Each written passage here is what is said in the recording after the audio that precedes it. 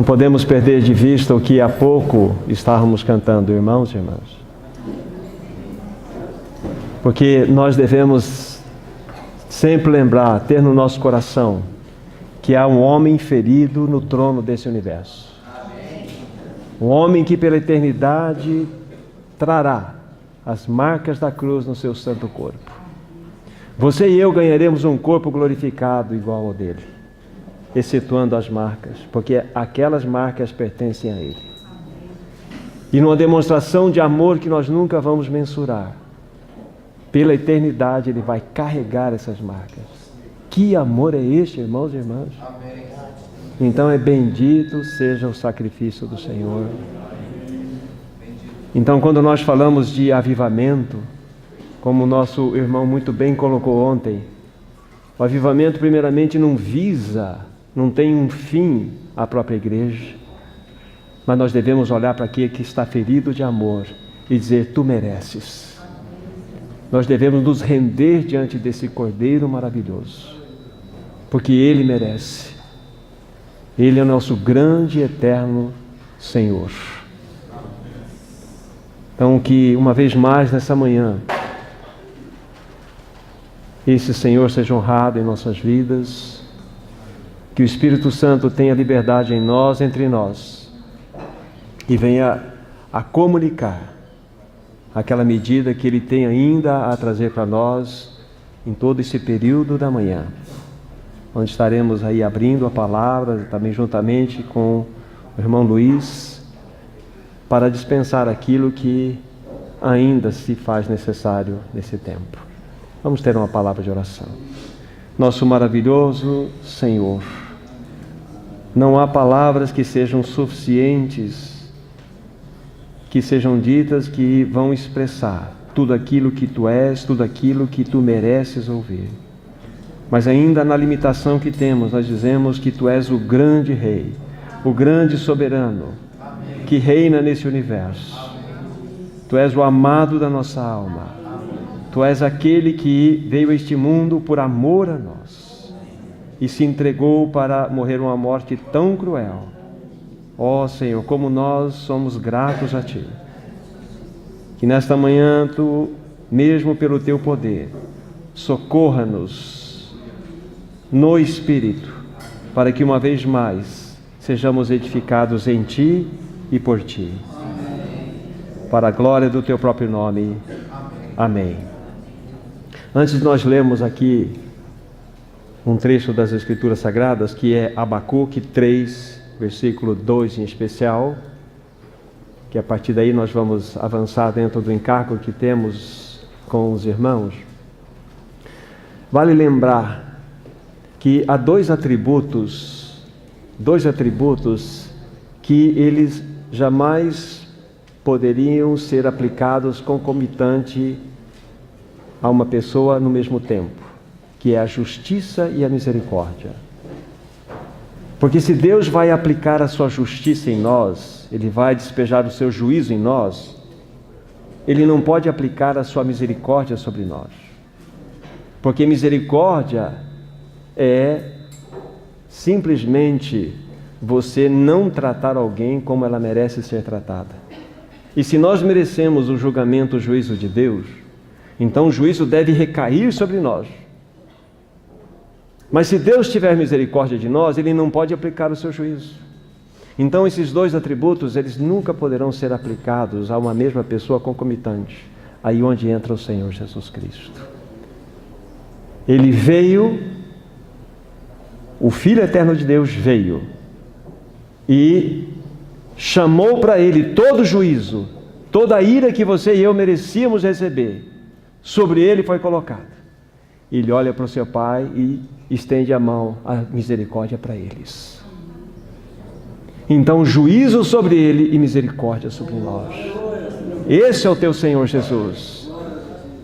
Então, aí nós entendemos esses dois atributos. O juízo foi sobre Ele. A justiça foi aplicada sobre Ele. E sobre nós vazou o seu amor, a sua graça, a sua misericórdia. Que Senhor maravilhoso nós temos. Oh, na tua ira lembra-te da tua misericórdia. Não foi a oração de Abacuque?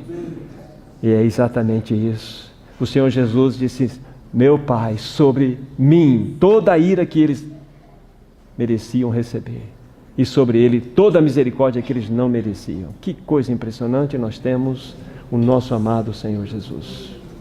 Que Senhor é este, irmãos e irmãs?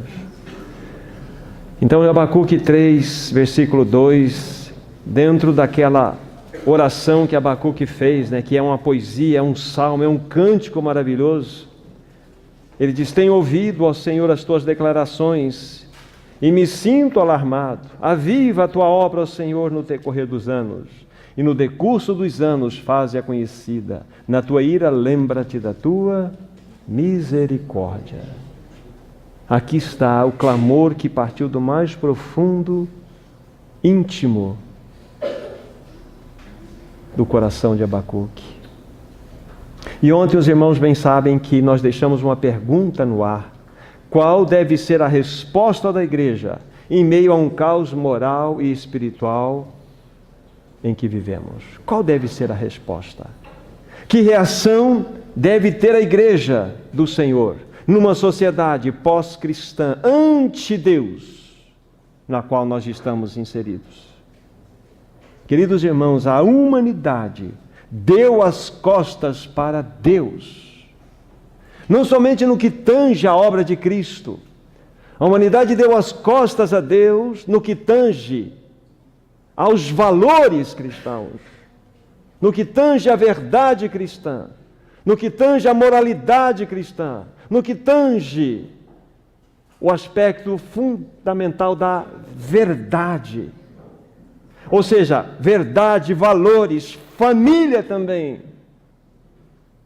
Moralidade, são valores que sustentavam, davam equilíbrio à humanidade da qual pertencemos. E todos esses valores cristãos estão sendo totalmente derrubados. Então a humanidade está em desespero, irmãos e irmãs. Isso chama-se tempo pós-cristão. Esta é a realidade, esse é o contexto que nós estamos vivendo agora. Então, que resposta a igreja deve dar? De que maneira devemos reagir numa sociedade que já não tem a verdade como um ponto absoluto? Vivemos num mundo relativo, onde todas as coisas partem do princípio do meu sentimento, da minha opinião, daquilo que eu acho, daquilo que eu entendo. Onde não existe mais tese e antítese. Não existe mais verdade e não verdade. Existe o que eu penso, o que eu acho. Isso é um princípio. A verdade é um princípio fundamental das Escrituras Sagradas. Seja o vosso sim, sim, o vosso não, não. O que passar disso é procedência maligna. E hoje a sociedade, ela virou as costas para Deus. E não há mais verdade. Olha o valor, os valores, os princípios cristãos. Todos eles lançados por terra e pisados pelos homens. A família, que por tantos séculos, ainda que a humanidade não fosse cristã, ela foi mantida dentro de uma realidade, porque era uma família nuclear, um pai, uma mulher, um pai, uma mãe e um filho, uma filha. Hoje não existe mais isto. Outro princípio que foi derrubado, porque essa sociedade é anti-Deus. Moralidade nem se fala. Então, os princípios fundamentais que davam equilíbrio à sua humanidade foram derrubados. Esta é a realidade que você e eu nos encontramos agora. Então, qual é a resposta da igreja? Qual é a resposta nossa nesse tempo do fim? Há uma sociedade que está nessa realidade de caos moral e espiritual. A humanidade está em desespero, irmãos e irmãs. E a questão, a igreja deveria ter a resposta, mas ela não tem, porque ela está, em grande parte, numa grande apostasia. Que situação nós nos encontramos hoje, irmãos e irmãs? Então nós precisamos do socorro do Senhor, nós precisamos da ajuda do Senhor, para que haja um caminho. Nós sabemos, como já vimos, Judá recebeu todo aquele juízo de Deus. A mão governamental veio sobre Judá. E Judá, que não respondeu aos clamores tanto de Jeremias como Abacuque, foi levada cativa à Babilônia. Mas graças ao Senhor sempre há os remanescentes, a Daniel, a Sadraque, Mesaque e Abdenego, a Ezequiel, a outros. Que a partir daí Deus começa então a movimentar-se novamente para restaurar o seu testemunho. E nós estamos vivendo num tempo, irmãos e irmãs, onde o ponteiro do relógio divino está na sua última rodada.